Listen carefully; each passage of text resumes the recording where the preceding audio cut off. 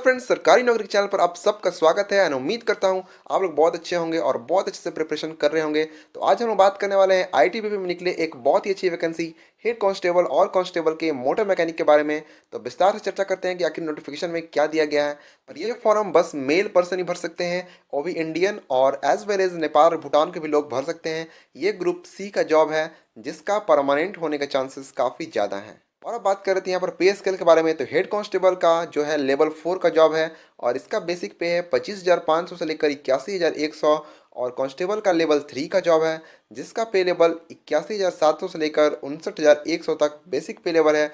इसके साथ साथ आपको अलाउंस भी दी जाएंगी जो कि एक सेंट्रल जॉब में दी जाती हैं। नीचे आने पर हम देखते हैं पोस्ट के बारे में। तो हेड कांस्टेबल मोटर मैकेनिक में टोटल 58 पोस्ट हैं और उसके साथ साथ रिजर्व भी किया गया है किस कैटेगरी में कितना पोस्ट है। और कांस्टेबल में 128 पोस्ट हैं और उसमें रिजर्वेशन है किस में कितना पोस्ट है। तो वैकेंसी ज़्यादा भी नहीं है और अप्लाई करने वालों लोगों के लिए कम भी नहीं, क्योंकि उसमें मोटर मैकेनिक का एक सर्टिफिकेट चाहिए और वो बहुत कम लोगों के पास ही होगा।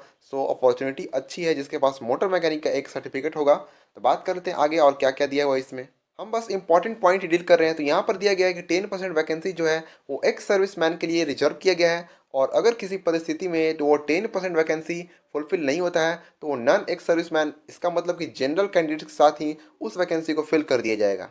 अब बात कर रहे हैं एज लिमिट के बारे में। तो एज आपका 18 से 25 साल के बीच में होना चाहिए, वो भी 17 नवंबर 2022 तक आपका 18 से 25 के बीच में होना चाहिए। और जिनका भी डेट ऑफ बर्थ 28/11/1997 से पहले का है वो फॉर्म नहीं भर सकते हैं और जिनका डेट ऑफ बर्थ 27/11/2004 के बाद का है वो भी फॉर्म नहीं भर सकते हैं। इनके बीच का होना काफ़ी जरूरी है फॉर्म अप्लाई करने के लिए। अब यहाँ पर बात कर रहे थे एजुकेशन क्वालिफिकेशन के बारे में। तो हेड कांस्टेबल के लिए आपको एज तो पता ही है कि 18 से 25 साल चाहिए और साथ ही साथ आपको 10+2 पास होना चाहिए एक रिकॉग्नाइज्ड बोर्ड और इंस्टीट्यूशन के साथ।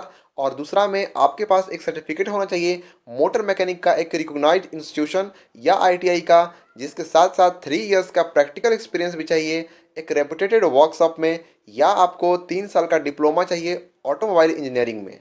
अब बात कर रहे थे कांस्टेबल की मोटर मैकेनिक की, जिसमें एज तो सेम है 18 से 25 साल, लेकिन आपको पास करना चाहिए 10th क्लास एक रिकॉग्नाइज्ड बोर्ड और इंस्टीट्यूशन साथ में। और उसके साथ साथ आईटीआई का सर्टिफिकेट चाहिए उस रिस्पेक्टेड ट्रेड में, या 3 इयर्स का आपको एक्सपीरियंस चाहिए रिस्पेक्टेड ट्रेड में एक रिकॉग्नाइज्ड फर्म के साथ में। और यहाँ पर फॉर्म अप्लाई करने के लिए बस ऑनलाइन मोड है, किसी तरह का ऑफलाइन मोड यहाँ पर नहीं दिया गया है। ऑनलाइन आप अप्लाई कर सकते हैं इसके ऑफिशियल वेबसाइट पर जाकर www.recruitment.itbppolice.nic.in पर। और यहाँ पर आपको एडवाइस किया जाता है कि अगर आप कोई भी तरह का नोटिफिकेशन नहीं पढ़े हैं तो नोटिफिकेशन भी पढ़ सकते हैं। वैसे तो जितना भी जानकारी था हम अपने वीडियो के थ्रू आपको दे देंगे और किस तरह कोई डाउट हो तो आप कमेंट करके पूछ भी सकते हैं। और आगे बढ़ते इसमें और क्या दिया गया है। और साथ ही साथ सिलेक्शन प्रोसेस जो है उसमें सबसे पहले आता है पीईटी फिजिकल इफिशिएंसी टेस्ट, फिर दूसरा में आता है पीएसटी फिजिकल स्टैंडर्ड टेस्ट, तीसरा में आता है डॉक्यूमेंटेशन, फिर होता है रिटन एग्जामिनेशन, फिर होता है प्रैक्टिकल स्किल टेस्ट, उसके बाद होता है डिटेल्ड मेडिकल एग्जामिनेशन और उसके बाद रिव्यू मेडिकल एग्जामिनेशन। इतने सारे एग्जामिनेशंस को पास करने के बाद आपका फाइनल सिलेक्शन होगा। तो स्टे पेशेंस रखिएगा अपने साथ में और कंसिस्टेंट लगे रहिए। और मेडिकल एग्जामिनेशन होने के बाद आपका फाइनल मेरिट निकलेगा एंड आई होप आपका भी रिजल्ट काफ़ी अच्छा है, उसमें मेरिट में आपका भी नाम हो।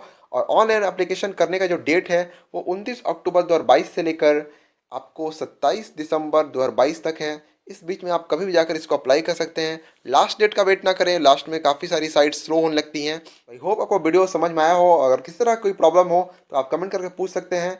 और अगर वीडियो अच्छा लगा हो तो वीडियो को लाइक एंड चैनल को सब्सक्राइब करना ना भूलें। मिलते हैं किसी नए अपडेट के साथ में। जय हिंद, जय भारत फ्रेंड्स।